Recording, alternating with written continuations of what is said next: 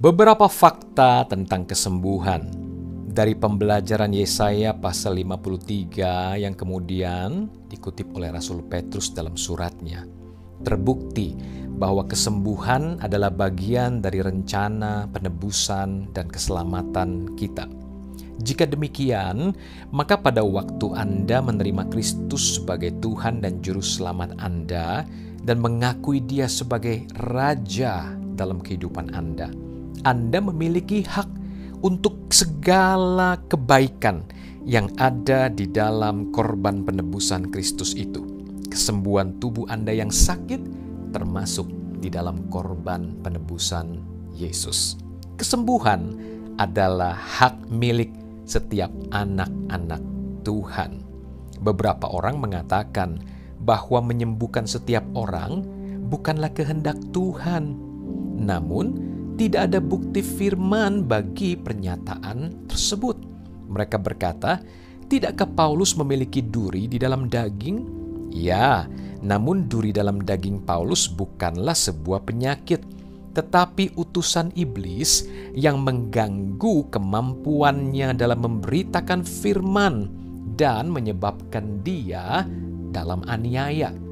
Duri ini ada dalam Paulus oleh karena besarnya pewahyuan yang telah diberikan Allah kepada Paulus. Tidak satupun dari kita yang bisa bersembunyi di balik dalih itu, karena tidak satupun dari kita yang memiliki pewahyuan sehebat Paulus. Orang skeptis lainnya mungkin berkata, tidakkah Yesus menyembuhkan beberapa orang, sementara membiarkan orang lainnya tetap sakit? Tidak ada keraguan bahwa memang Dia melakukannya. Ada penyakit di antara para murid atau jemaat di gereja mula-mula, sama seperti ada penyakit di antara umat Tuhan di gereja modern hari ini. Tetapi itu karena orang Kristen mula-mula datang langsung dari penyembahan berhala dan kehidupan penuh dengan dosa pada hidup mereka sebelum bertobat. Mereka tidak mengerti apapun tentang Tuhan.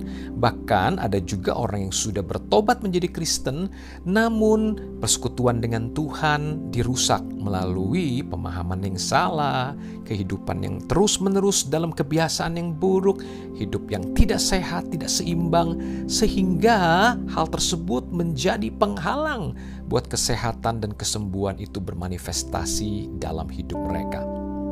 Musuh menyerang mereka seperti ia menyerang kita pada hari ini.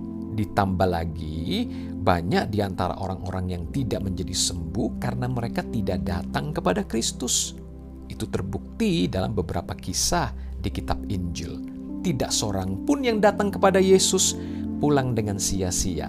Mereka pasti dilawat dan disembuhkan oleh Tuhan Yesus. Jika mereka telah sepenuhnya mengerti hak istimewa mereka diajar kebenaran firman Tuhan mengenai hal ini, pastinya mereka akan paham bagaimana menjaga persekutuan dengan Tuhan, menjaga kesehatan mereka dengan baik, dan menolak setiap tipu daya iblis dalam hidup mereka.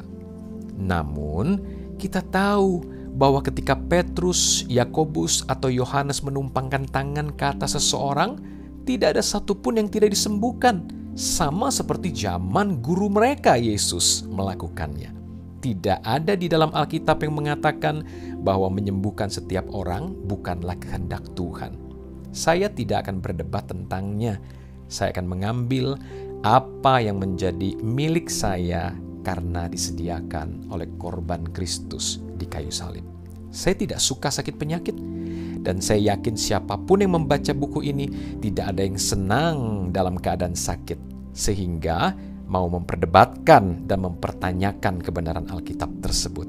Saya percaya kita lebih suka menyingkirkan masalah kita dan bukan terus dirongrong oleh masalah kita. Dan karena Allah begitu mengasihi kita, maka Dia menebus kita bukan saja dari dosa, tapi dari segala dampak dosa, yaitu kutuk, kemiskinan, dan sakit penyakit kita. Tentu saja, puncak dan sempurnanya hal ini adalah ketika kita tinggal di langit dan bumi yang baru.